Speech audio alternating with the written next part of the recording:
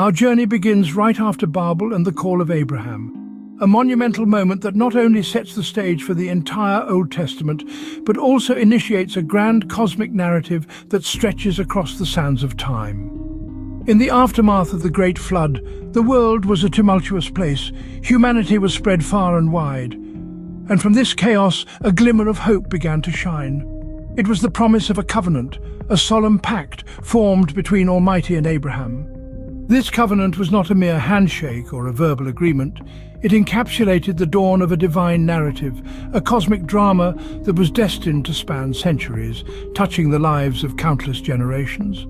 At the epicenter of this drama was a profound conflict that echoed throughout the ages. Israel against the nations, and Yahweh, the God of Israel, pitted against the gods of the nations. But why this conflict? Why this divine battle? What were the reasons and causes that led to this monumental clash? To comprehend that, we need to embark on a journey into the world of the ancient Near East, a world pulsating with the presence of gods and goddesses. In this world, every nation worshipped its own deity, had its unique pantheon, and was deeply entwined with its own customs and traditions. Amidst this polytheistic world, Yahweh makes an astounding claim through Abraham. He is not just another god among many gods. He is not just another deity that existed among the pantheon. No, he was much more. He was the one true God, the God of all gods, the God of the entire cosmos. This audacious claim laid the foundation for a divine confrontation that would change the world forever. On one side of this confrontation stood the nations, each with their pantheon of gods, each living according to their own customs and traditions. On the other side, there was Israel, a small fledgling nation, chosen specifically by Yahweh to be his people, to carry his name, to live by his laws and commandments. This confrontation was not just a tale of two nations or two groups of gods. It was a story of two contrasting worldviews, two distinct ways of perceiving the world, two unique ways of existing in the world, colliding head-on. And at the heart of this collision was Yahweh, the God of Israel, challenging the gods of the nations, asserting his sovereignty over the entire earth. Here we witness the birth of a divine battle, a narrative that will continue to unfold through the pages of the entire Old Testament. This battle, as we will soon discover, was not merely about power or supremacy. It was about truth, about justice, about setting the world right, about transforming the world according to the divine will. So buckle up, folks. We're in for an epic journey. We've seen a fall in Genesis 3 and a second rebellion in Genesis 6, leading to a world so permeated with sin that God sends a flood. With this fall in Genesis 3, we encounter a fascinating twist in our narrative.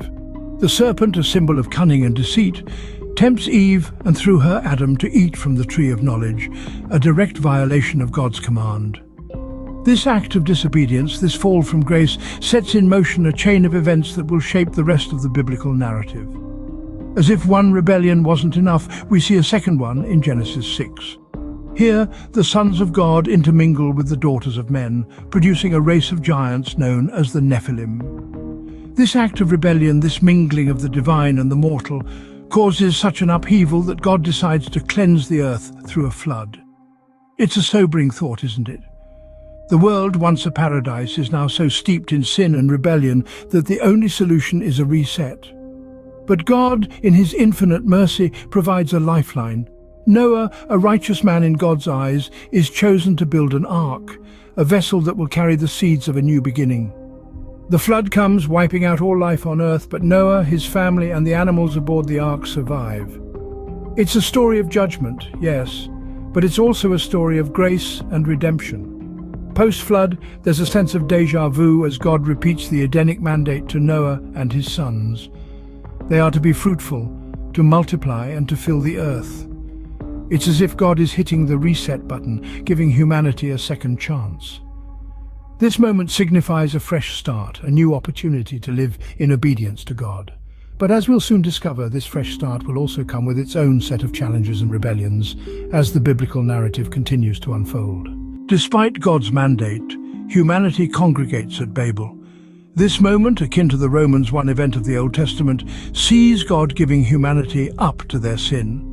Babel is a critical juncture in the biblical narrative, a turning point where God's patience with mankind reaches a tipping point. Humanity, in their pride and arrogance, attempts to build a tower reaching the heavens. They desire to make a name for themselves, to assert their independence from God. Despite God's mandate to spread out and fill the earth, they choose to congregate and consolidate their power. This act of defiance does not go unnoticed. God, seeing their disobedience, decides on a course of action that would forever change the relationship between him and humanity. He decides to give them up to their sin, to let them follow their own desires, their own gods. In this pivotal moment, God confuses their language, scattering them across the face of the earth. The unity they once shared is shattered, their grand ambitions thwarted. The tower they sought to build as a symbol of their power becomes a monument to their disobedience. But this scattering is not merely a punishment.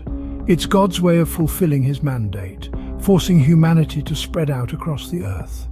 It's a profound example of how God can use even human disobedience to fulfill his divine plan. Yet the implications of Babel go beyond the scattering of people and the confusion of languages. This event marks a shift in God's relationship with humanity. Disappointed with their continuous rebellion, God decides to distance himself from humanity. He gives them over to lesser gods, to the desires of their hearts. This decision, however, is not the end of God's involvement with humanity. It's a stepping stone towards a larger plan, a plan that would ultimately lead to the redemption of mankind. But for now, at Babel, God divorces humanity, cutting them off, abandoning them. We turn to Deuteronomy 4 and 32, where the language of allotment and inheritance is prevalent. These chapters vividly illustrate the divine blueprint for the nations and Israel. This part of the biblical narrative is teeming with symbolism and metaphoric language, painting a portrait of a divine governance system where lesser gods preside over nations, yet Israel holds a special place. Let's delve deeper. In Deuteronomy 4, God's laws are presented as an inheritance to Israel. This isn't just about legal codes or moral directives, but about a relationship. Israel is being given a divine inheritance, an intimate connection with Yahweh, which sets them apart from all other nations. This relationship is portrayed as a precious gift, something of immense value that is to be treasured and preserved. Moving on to Deuteronomy 32, we find the Song of Moses, a prophetic poem that recounts Israel's history and outlines its future. It's here we encounter the term Elyon, a divine title meaning Most High. This Most High God, it is said, has divided the nations, allotting each to a lesser god or Elohim. But there's a twist. Amidst this divine division, one nation is set apart, Israel. The text tells us that Yahweh's portion is his people, Jacob, his allotted inheritance. Here we see the unique relationship between Yahweh and Israel reaffirmed. Israel is not just another nation under a lesser god, but the special inheritance of Yahweh himself. In these passages we see a clear picture of a divine hierarchy, a celestial bureaucracy of sorts. Yet, amidst this heavenly governance, Israel stands alone, chosen and cherished. They are not the portion of a lesser Elohim, but the treasured inheritance of the Most High God, Yahweh. This all points to a larger narrative in the Bible, the story of a God who, despite the rebellion and shortcomings of his people, singles them out for a unique relationship. These sections speak of God's allocation of nations to lesser gods and Israel's unique position as God's own inheritance. This divine narrative, initiated after Babel and Abraham's call, sets the stage for a biblical battle, Israel against the nations, Yahweh against the gods. But remember, it's not a simple tale of good versus evil, divine versus mortal. It's a complex narrative that transcends the boundaries of earthly conflicts. We journeyed through the fall in Genesis 3 and the rebellion in Genesis 6, witnessing a world so steeped in sin that God felt compelled to cleanse it with a flood. Yet humanity's propensity for sin persisted, culminating in the defiant congregation at Babel. This defiance was met with divine frustration and a decision that would alter the course of humanity and divine relations, God's divorce with humanity. This divine decision was not one taken lightly. God, in his wisdom, allotted nations to lesser Elohim, creating a divine governance system. Yet this system was far from perfect, as Deuteronomy and Psalm 82 highlight.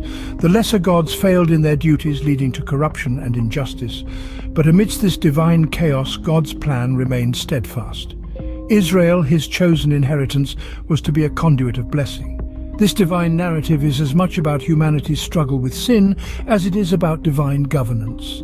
It's about the tension between human allegiance and the worship of other gods. It's about individuals from other nations forsaking their gods and joining Israel, and the acceleration of this return to the fold, marked by the coming of the Messiah.